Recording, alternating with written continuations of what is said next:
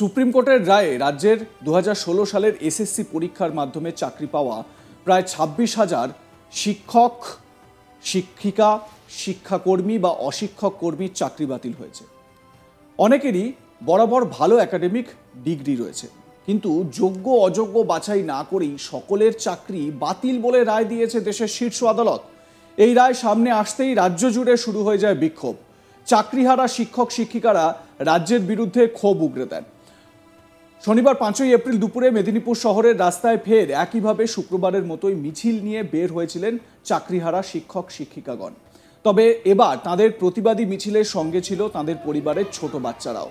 বিক্ষোভকারীরা হুঁশিয়ারি দিয়ে বলেন, সসম্মানে চাকরিতে যদি ফেরত না যেতে পারি তাহলে কাউকেই ভালো রাখবো না। শান্তভাবেও যেমন বলতে পারি, তেমনি রাজ্যকেও জ্বালিয়ে দিতে পারি। 7ই এপ্রিল মুখ্যমন্ত্রী যে ললিপপ দেওয়ার জন্য ডেকেছেন তাতে আমাদের কোনো ভরসা নেই।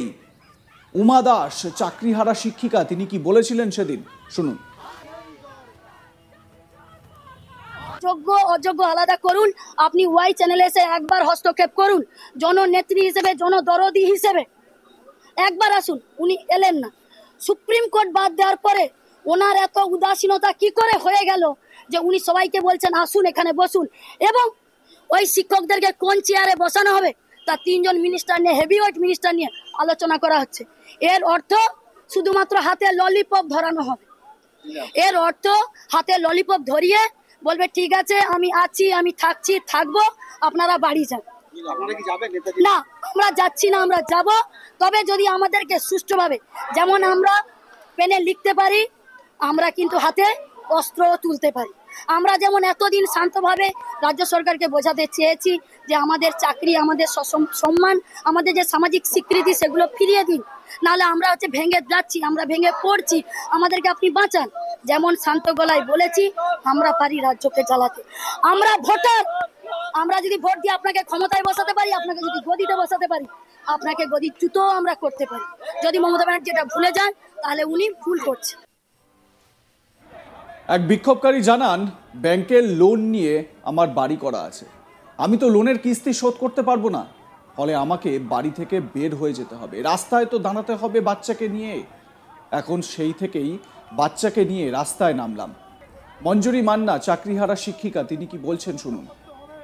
আমরা যোগ্যতার সাথে চাকরি পেয়েছিলাম, আমাদের বিরুদ্ধে কোনো অভিযোগ নেই, তা সত্ত্বেও আজকে আমাদের চাকরি গেছে। আমরা তো এমনি পথে নেমে গেছি, আমার বাড়ির ইএমআই আছে, কোথা থেকে দিব বেতন না হলে?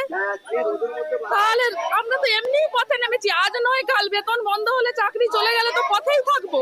তাহলে আজ নামবো না তো কবে নামবো? আমি ছিলাম পণ্ডিত রঘুনাথ মুর্মু বিদ্যাপীঠ, নয়া বসত, গড়বেতা 3 ব্লকে আমার স্কুল। আমি গণিত বিভাগের শিক্ষিকা ছিলাম। আমার নাম মঞ্জুরি মান্না। বাড়িতে 5 জন মেম্বার, বৃদ্ধ শাশুড়ি আছেন, হাজবেন্ড, ছেলে আর ছোট ছেলে আর আমি, 5 জন মেম্বার। রাজ্যের অন্যান্য জেলার মতো পশ্চিম মেদিনীপুর শহরেও এসএসসি প্যানেল বাতিলে চাকরিহারাদের বিক্ষোভ অব্যাহত রয়েছে। জেলা শাসকের দপ্তরের সামনে বহু চাকরিহারা শিক্ষক শিক্ষিকা হাজির হয়েছিলেন। একাধিক অভিমানে ক্ষোভ উগরে দেন তারা সাধারণ মানুষের সামনে। তাদের বক্তব্য, বিশ্ববিদ্যালয়ের ফার্স্ট ক্লাস ফার্স্ট যে মাথা নিয়ে অঙ্ক করায়, সেই মাথা নিয়ে কোনো খারাপ কাজ শুরু করলে কোনো সরকার আটকাতে পারবে না। যে হাতের কলম ধরে লিখি, সে হাতে বোমা তৈরি শুরু করলে কোনো সরকার আটকাতে পারবে না। শুক্রবার মেদিনীপুর শহরের রিং রোডে এই সমস্ত চাকরিহারা শিক্ষক শিক্ষিকারা গণমিছিল করে এসে জেলা শাসকের দপ্তরের সামনে হাজির হয়েছিলেন। একাধিক দাবিকে সামনে রেখে ও একাধিক প্রশ্নের উত্থাপন করে তারা দীর্ঘক্ষণ বিক্ষোভ দেখান। রাস্তা অবরোধ করলেও নিজেদের ক্ষোভ উগরে দেন তারা। বিভিন্ন দাবি, বিভিন্ন প্রশ্ন ছুড়ে জানিয়ে দিয়েছেন বিপ্লবের মাটি মেদিনীপুর। সেই মেদিনীপুর থেকে পুনরায় একটা বড় আন্দোলন শুরু হলো, যা স্বাধীনতা সংগ্রামের আন্দোলনের থেকেও তীব্র হবে। চাকরিহারা শিক্ষক অভিজিৎ গিরি, তিনি কি বলছেন শুনুন তার কথা।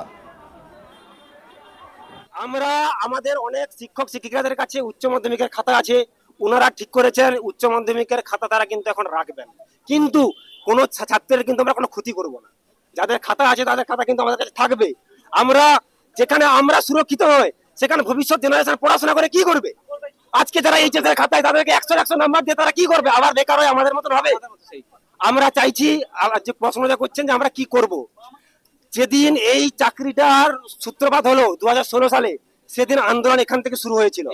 এই জাস্ট এখানেই বসে আমরা আন্দোলন শুরু করেছিলাম জুলাই মাসে। নোটিফিকেশন শুরু করুন, আমরা রাজি আছি, আমরা পরীক্ষা দিব, আমরা বিভ্রান্ত হয়ে গেছি। চাকরি পেয়েছিলাম, চাকরি করেছিলাম সসম্মানে, তারপরে সম্মানের পুরো সর্বনাশ করে দিয়েছেন। আজকে চাকরিটা চলেই গেছে। আজকে এই জায়গাতে মেদিনীপুরের কালেক্টরি মোড়, বিপ্লবের স্থান, যেখান থেকে আজকে আমরা সূত্রপাত করে দিয়ে গেলাম। যদি আমাদেরকে চাকরিতে সসম্মানে না ফেরত দিতে পারেন, মেদিনীপুরের মাটি থেকেই নতুন বিপ্লবের তৈরি হবে, যে বিপ্লব স্বাধীনতা সংগ্রামের থেকেও ভয়ঙ্কর হতে পারে। আমি ইউনিভার্সিটির ফার্স্ট ক্লাস ফার্স্ট, যে মাথা নিয়ে আমি অঙ্ক করেছিলাম, সেই মাথা নিয়ে যদি আমি কোনো খারাপ কাজে যদি নিযুক্ত হই, আমাকে কিন্তু সামলাতে পারবে না কোনো সরকার। সত্যি কথা বলে দিচ্ছি এটা। আমি যেই হাতে আমি কাগজ পেনে আমি অঙ্ক করেছি, সেই হাতে আমি যদি বানাতে পারি, পারবে তো রাজ্য আমাকে আটকাতে, আমার মতন একটা স্টুডেন্টকে? কিন্তু কিন্তু এটা আমার দুঃখের কথা। আমি আমার ফিউচার জেনারেশনকে ভালো করার জন্য এটা কোনোদিন করবো না। আমার পেটে শিক্ষা আছে। আমি নেতা মন্ত্রীর মতো অশিক্ষিত মূর্খ নয় যে হাতে পেনের শিক্ষা দিয়েছে সেই মতো বোম বানাবো। সুপ্রিম কোর্টের যে রায় দিয়েছেন, সুপ্রিম কোর্টকে তো সম্মান জানাতেই হবে, কিন্তু সুপ্রিম কোর্টের যে রায় দিয়েছেন তাতে আমরা একজন যোগ্য শিক্ষক আমরা কিন্তু কোনো সৎ আমরা কোনো তাদের রায় দেখতে পাইনি। মানে পরিষ্কার কথা, আমাদেরকে বঞ্চিত করেছেন। যেখানটাতে বারবার একটা কথা বলেছিলেন, যারা বাইরের যারা একজন ক্যান্সার পেশেন্ট তার থাকবে চাকরি, যারা অন্য জায়গা থেকে এসছে তাদের চাকরি থাকবে। তাহলে যারা যোগ্য মানে যারা কোনো জায়গা থেকে আসেনি, ফ্রেশ ভাবে এই চাকরিটা শুধু পেয়েছিল, যাদের পূর্ব কোনো চাকরির অভিজ্ঞতা নেই। এই পরিস্থিতিতে চাকরিহারা শিক্ষক শিক্ষিকাদের সঙ্গে সোমবার 7ই এপ্রিল নেতাজি ইন্ডোরে দেখা করেন রাজ্যের মুখ্যমন্ত্রী মমতা ব্যানার্জি। তিনি এদিন চাকরিহারা যোগ্য শিক্ষক শিক্ষিকাদের আশ্বাস দেন, যোগ্যদের চাকরি যাতে থাকে সে ব্যাপারে ব্যবস্থা করবে রাজ্য সরকার। মুখ্যমন্ত্রী বলেন, আশা করি সুপ্রিম কোর্ট নিশ্চয়ই যোগ্যদের চাকরি না কেড়ে কাজ করার সুযোগ দেবেন। যারা যোগ্য তাদের চাকরি নিশ্চিত করার দায়িত্ব সরকারের। মুখ্যমন্ত্রী বলেন, সুপ্রিম কোর্টের আইন অনুযায়ী করব যা করার।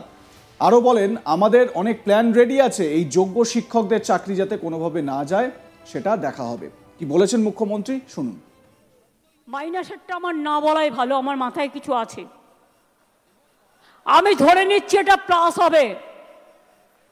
প্লাস মানে নিশ্চয়ই ক্লারিফাই করে let the good sense prevails, এবং তারা যারা যোগ্য তাদের চাকরি না কেড়ে নিয়ে তাদের কাজ করবার সুযোগ দেবেন। বাই চান্স যদি না দেয় তাহলেও মনে রাখবেন, যারা যোগ্য তাদের চাকরি নিশ্চিন্ত করার দায়িত্ব সরকারের। এ বিষয়ে আপনাদের মতামত কি জানাতে থাকুন, দেখতে থাকুন আজ তাক বাংলা। সাবস্ক্রাইব করুন আমাদের ইউটিউব চ্যানেলটি।